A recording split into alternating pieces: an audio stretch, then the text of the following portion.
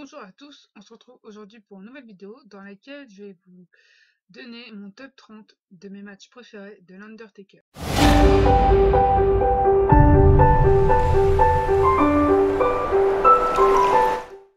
Donc, comme vous le savez, l'Undertaker fête ses 30 ans de carrière à la WWE. Donc j'ai décidé pour cette occasion de faire un top 30 de mes matchs préférés de l'Undertaker. Donc je dis bien préféré, je dis pas ses meilleurs matchs parce qu'il y a des matchs dans mon top 30 qui m'ont marqué alors qu'ils ne sont pas bons. Vraiment, enfin, voilà, il y en a certains qui me plaisent par rapport à la storyline qu'il y a derrière, tout ça. Il y en a d'autres par rapport au in-ring, enfin. Donc voilà, voilà, il y a différentes raisons du pourquoi, du comment que ces matchs-là dans mon top 30. Donc on va commencer. En 30e position, j'ai mis le match face à John Cena à Vengeance 2003. Voilà, c'était entre guillemets le vieux briscard face au jeune loup. Et voilà, j'ai beaucoup aimé ce match parce que, parce que voilà, Cena a montré que malgré qu'il était jeune, il avait du répondant et j'ai trouvé ça intéressant. Après, en 29e position, j'ai mis le match face à Shane McMahon à WrestleMania 32. Voilà, je sais que beaucoup n'ont pas aimé ce match dans le LNSL, mais alors moi j'ai vraiment beaucoup aimé. Et, et ce qui m'a plu aussi, c'est que j'ai trouvé que le Taker était particulièrement en forme par rapport aux deux derniers matchs de WrestleMania. Donc, euh, donc voilà, donc c'est pour ça que ce match m'a plu. Après, en 28e position, j'ai mis face à Vince McMahon à Survivor Series 2003. Bon, on va pas se mentir, ce match vraiment il est pas bon, mais moi ce qui m'a marqué dans ce match-là, c'est que c'est le dernier match de l'American Badass et que grâce à l'intervention de Kane, après, bah, le Deadman finalement il est revenu à WrestleMania 20 et donc voilà, c'est ça vraiment qui m'a marqué dans ce match-là et c'est pour ça que je le retiens. Après, en 27e position, j'ai mis le Royal Rumble de 2007 parce qu'il le gagne, parce que ce Rumble est plutôt bon, surtout le final. Quand on voit le final, déjà A4 avec Randy Orton et Edge et Shawn Michaels, déjà c'était plutôt bon et qu'ensuite quand il restait que l'Undertaker et Shawn Michaels, voilà, ça a été comme si c'était un match en plus et vraiment, c'était très très bon. Et voilà, le Royal Rumble 2007, j'adore, vraiment. Ensuite, en 26e position, j'ai mis Randy Orton, enfin face à Randy Orton à WrestleMania 21. Voilà, ça fait un peu, un peu pareil que John Cena. Sauf que bon, là, Randy Orton était déjà un peu établi, tout ça, parce qu'il il était le plus jeune surpont du monde poids lourd. Mais, euh, mais voilà, enfin, comment dire, c'était deux générations qui s'affrontaient et vraiment c'était ouais, le tueur de légende face à la légende et vraiment c'était intéressant. Ensuite, en 25e position, j'ai mis le Royal Rumble 2010 face à Rey Mysterio. Voilà, voilà le géant face au enfin enfin voilà, Rey Mysterio il est pas nain mais il est quand même assez petit par rapport à l'Undertaker et voilà, la différence de style entre les deux c'était intéressant. Donc voilà, j'ai beaucoup aimé ce match-là. Après, en 24e position, j'ai mis le match face à Shawn Michaels à In Your House Ground Zero. Enfin voilà, c'est lors de ce match-là que l'Undertaker a fait pour la première fois son topé suicida. Et donc, bah, moi déjà, ça m'a marqué. Et puis, il y avait la DX autour avec Triple H, Shayna, par exemple. Voilà, et ça s'est fini en disqualification, mais voilà, c'était vraiment le début de leur rivalité, et moi ça m'a vraiment marqué ce match. Enfin voilà, leur rivalité qui a duré finalement des décennies, hein. Voilà, c'est ce match j'ai vraiment beaucoup aimé. Après, en 23e position, j'ai mis un match en NSL à Armageddon 2000 contre Rikishi, Triple H, The Rock, Stone Cold, Kurt Angle. Et voilà, enfin, j'ai mis très très peu de matchs à plusieurs dans mon top 30, faut le savoir. Bah, j'en ai mis que deux du coup, le Royal Rumble et ce match-là. Et ce match-là, c'était voilà, enfin plusieurs dans un NSL, on n'avait pas vraiment l'habitude à ce moment-là. Et voilà, du coup, il y avait différents styles et c'était intéressant. Et puis, bah, et puis, et puis encore une fois, l'Undertaker a pris l'habitude de jeter ses adversaires du haut de la cage. Et c'est ce qu'il a encore fait avec Rikishi. Voilà. Mais ce match, pour l'époque, est plutôt pas mal. Et enfin, voilà, moi, j'aime bien le regarder bah, de temps en temps. Après, en 22e position, j'ai mis face à Mankind à In Your House Revenge of the Taker. Parce que c'était au moment voilà, où que, bah, Paul Bearer a trahi l'Undertaker, où qu'ils ont essayé, enfin Mankind et Paul Bearer ont essayé de mettre le feu à l'Undertaker.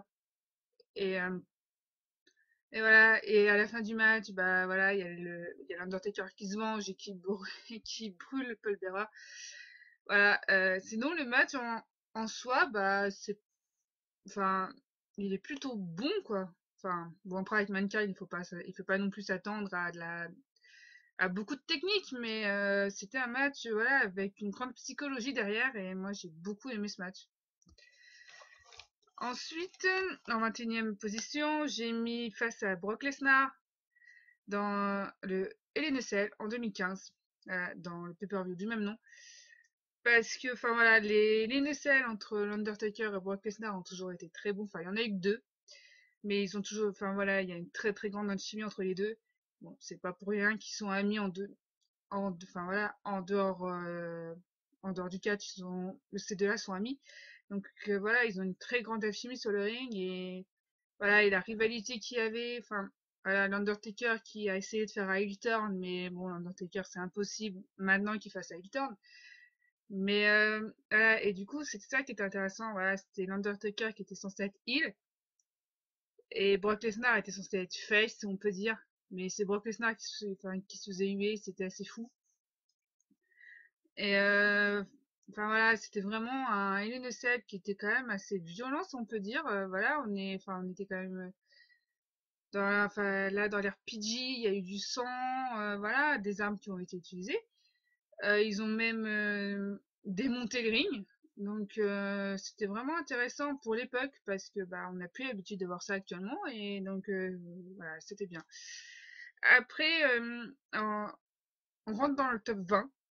Donc j'ai mis en 20e position, j'ai mis le match face à Ric Flair à WrestleMania 18 parce que c'est ouais, c'est le match qui a servi à relancer Ric Flair à ce moment-là.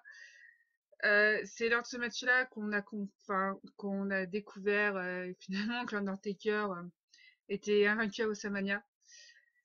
Et, et voilà, les interventions qu'il y a autour, tout ça, enfin les interventions, non, il y en a eu qu'une. Mais enfin, moi, ce match, il est bon et c'est étonnant d'ailleurs parce que Larry Flair, il était en fin de carrière, hein, donc forcément, il était plus aussi bon qu'à ses débuts, enfin, que dans les années précédentes. Mais voilà, ce match était cool, vraiment. Et je suis vraiment contente qu'il y ait eu un match entre les deux parce qu'il n'y en a pas eu, il y en a pas eu d'autres dans mes souvenirs.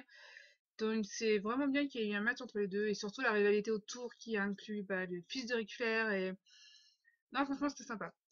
Ensuite en 19e position j'ai mis le match face à Ken à WrestleMania 14 parce que enfin voilà c'était les débuts de Ken, voilà la rivalité entre les deux, que voilà le Taker ne voulait pas frapper son frère et que finalement Ken a, voilà, a essayé de le brûler et que bah donc du coup l'Undertaker change d'avis tout ça.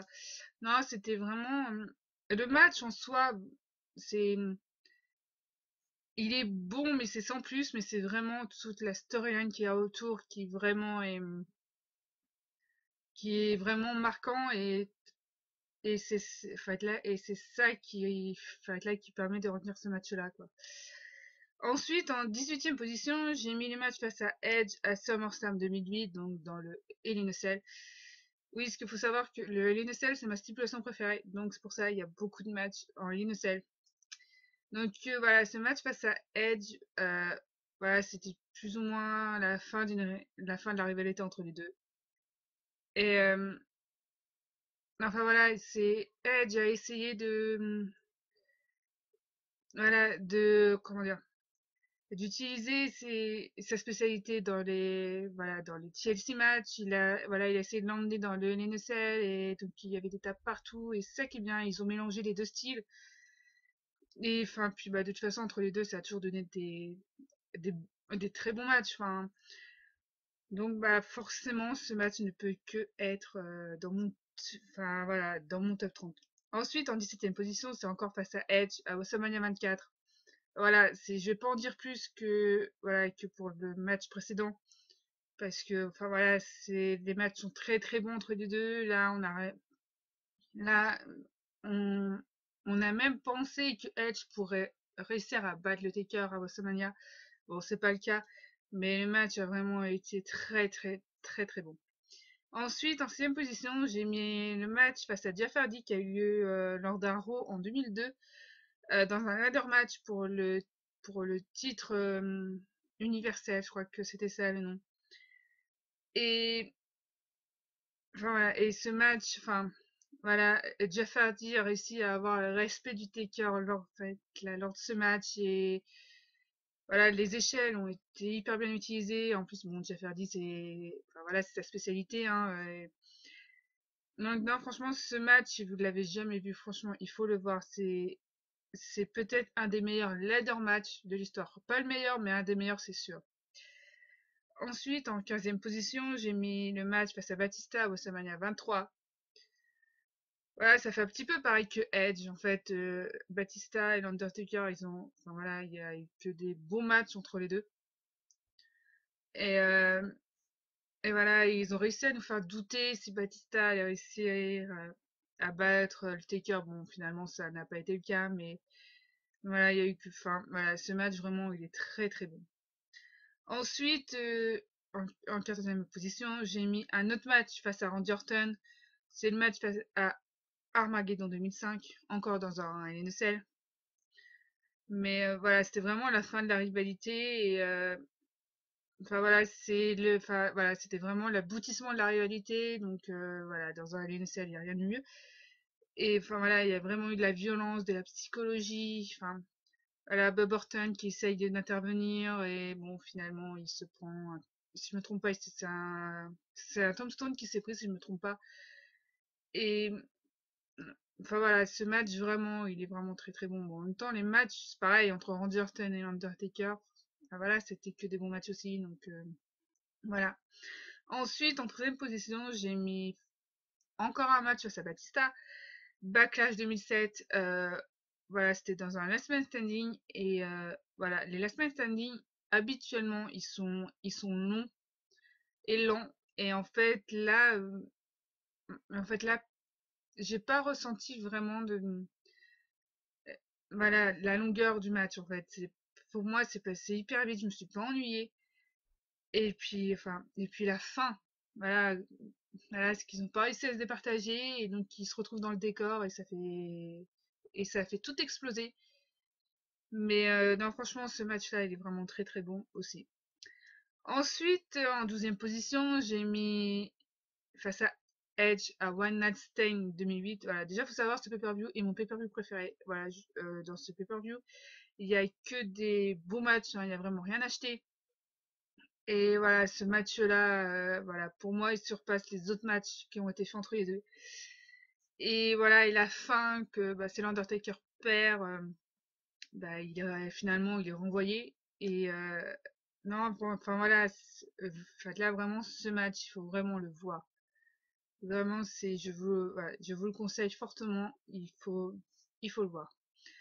Ensuite, en 11e position, j'ai mis face à Triple H à WrestleMania 27. Euh, c'est c'est peut-être le meilleur match qui a eu lieu lors de ce WrestleMania, hein, parce que les autres matchs, voilà, c'était pas fameux.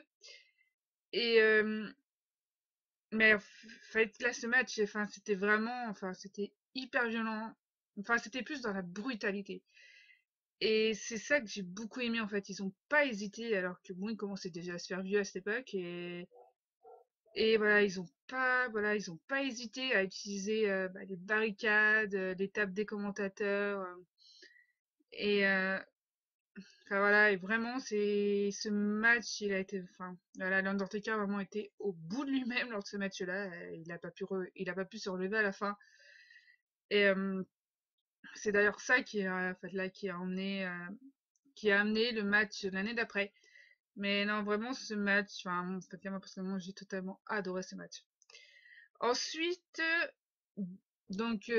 en 10e position, on rentre enfin dans le top 10. J'ai mis le match face à Kurt Angle à No Way Out 2006. Voilà, enfin, on a, on n'avait pas trop l'habitude de voir l'Undertaker dans des matchs techniques. Et bon, on l'a déjà vu dans des matchs techniques, hein, par exemple face à Bret Hart. Mais là, en fait, là, il nous a vraiment montré de quoi il était capable. Et vraiment, ce match, enfin, c'est une pépite. Enfin, voilà, enfin, voilà, le match face à Kurt Angle, vraiment, ouais, c'est une pépite, il faut le voir. Vraiment. Ensuite, en 9e position, j'ai mis le match face à Shawn Michaels. Euh, In Your House Bad Blood, donc en 1997. Voilà, le premier Hell in a Cell. Voilà, l'intervention de Ken, donc Ken qui fait ses débuts, voilà, il y avait aussi la DX qui traînait un petit peu autour. Et voilà, déjà la rivalité entre les deux, enfin voilà, comme je t'ai dit précédemment, et la rivalité entre Shawn Michaels et l'Undertaker, j'adore. Enfin voilà, voilà, entre les deux, on n'a eu que des bons matchs, que ce soit à la fin des années 90 qu'à la fin, que dans les années 2000-2010. Et, enfin voilà, vraiment ce match, enfin c'est voilà, il est magnifique et tout le monde se souvient de lui parce que c'était le premier NSL et que, enfin voilà, il était très très bon quoi. Et encore une fois, l'Undertaker a fait tomber Shawn Michaels de la cage. Bon, il était accroché au mur, il était accroché au mur de la cage, il était pas sur le toit. Bon, mais il l'a quand même fait tomber. Ensuite, en 8e position, j'ai mis le match encore dans un NSL face à Triple H sur WrestleMania 28. J'ai mis ce match, pourquoi? Parce que c'est vraiment pour l'image de fin. Voilà, ce match, vraiment, enfin voilà, très très bon match, hein, surtout que, bah voilà, l'Undertaker, il nous a tous surpris parce qu'il avait plus ses cheveux. Il avait sa petite crête. Et voilà, j'ai mis ce match parce que Shawn Michaels était l'arbitre enfin voilà, voilà l'image de fin ou qui sortent tout, en fait là tous les trois, voilà, qui sont tous les trois sur la rampe, tout ça, l'image de fin vraiment, elle est magnifique. Et voilà, et moi c'est vraiment ça que je retiens de ce match, même si le restant du match est très bon, mais alors cette image de fin elle est magnifique quoi. Ensuite, j'ai mis en 7e position, j'ai mis face à Shawn Michaels, ça vaut sa manière 26. Voilà, j'adore ce match, mais personnellement, je le trouve moins bon que le 25. Au niveau technique, il est moins bon, mais au niveau émotionnel, il est meilleur. Voilà, donc, mais voilà, je préfère quand même celui à WrestleMania 25, donc voilà. C'est pour ça que j'ai mis le match à WrestleMania 26 en 7e position. Ensuite, en 6e position, j'ai mis face à Bret Hart à SummerSlam 1997. Parce que ce match, enfin, voilà, c'est peut-être le premier match technique de l'Undertaker à la WWE, enfin WWF à l'époque. Et enfin voilà, et Bret Hart l'a fait briller et enfin voilà, et aussi enfin voilà, Shawn Michaels c'était l'arbitre et c'est à partir de là qu'a débuté leur rivalité à tous les deux. Et enfin voilà, si Shawn Michaels, vu qu'il était déjà en rivalité avec Bret Hart, enfin voilà, s'il intervenait et qu'il touchait à Bret Hart, bah le match était fini. Enfin, je sais plus trop ce que c'était exactement la stipulation, mais en fait, en voulant donner un coup de chaise un coup de chaise à Bret Hart, il l'a donné à l'Undertaker et voilà, ça a commencé à partir de là. Mais vraiment, ce match, il est vraiment très très bon, quoi. Je trouve qu'on n'en parle pas assez et il faut le voir, vraiment.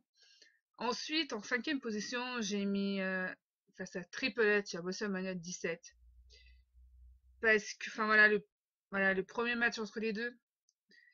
Et enfin voilà, la rivalité aussi enfin voilà, qui a eu un petit peu autour tout ça. Enfin voilà, le Triple H qui dit qu'il méritait d'être en main event pour un titre, je crois que c'était ça, parce qu'il avait battu tout le monde, et l'Undertaker qui lui dit non, tu m'as jamais battu, donc enfin voilà. Et il y a eu voilà, il y a eu Stephanie McMahon aussi qui s'en est mêlée parce qu'ils étaient déjà ensemble à cette époque. Enfin, non, franchement, ce match, il est vraiment très très bon. Enfin voilà, ça s'est fini dans le public.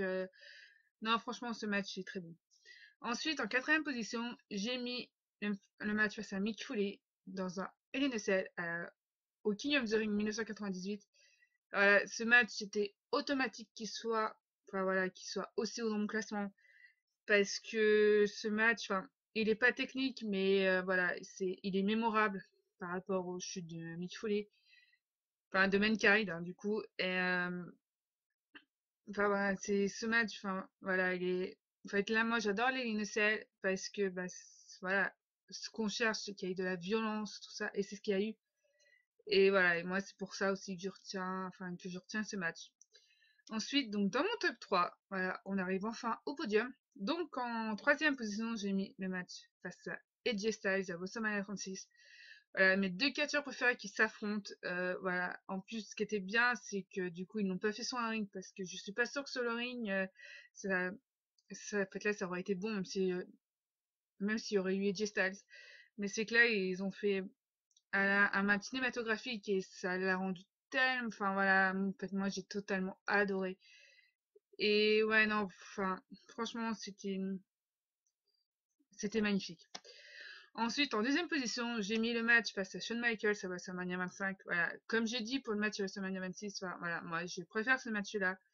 C'est, enfin, voilà, il est considéré par beaucoup comme le meilleur match qui a été fait à WrestleMania, le meilleur match de l'histoire de la WWE. Et voilà, voilà, ce match, il y a pas assez de mots pour le décrire, donc voilà. J'adore ce match et si vous l'avez jamais vu, enfin voilà, on ne peut pas se dire fan de catch si on n'a jamais vu ce match. Voilà. Ensuite, en numéro 1, j'ai mis le match face à Brock Lesnar dans un Hell in a Cell, encore, à No Mercy 2002. Voilà, ce match pour moi est mon préféré parce que enfin voilà, c'est quand je pense à Undertaker, je pense à ce match. C'est voilà, le match, il est sanglant, il est violent et enfin moi c'est ça que j'aime dans ce match. Et enfin voilà, c'est la rivalité entre les deux à l'époque. Enfin, non, franchement, c'est ce match, il faut le voir. Enfin ouais, je vous le conseille vraiment.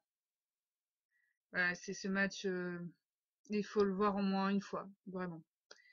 Donc, euh, donc voilà, je vous ai fait mon top 30 de mes matchs préférés de l'Undertaker. N'hésitez pas à me faire votre classement de vos matchs préférés de l'Undertaker dans les commentaires. N'hésitez pas à liker ma vidéo, à vous abonner, à appuyer sur la cloche pour recevoir les notifications de mes prochaines vidéos. Et moi, je vous dis à bientôt pour une prochaine vidéo.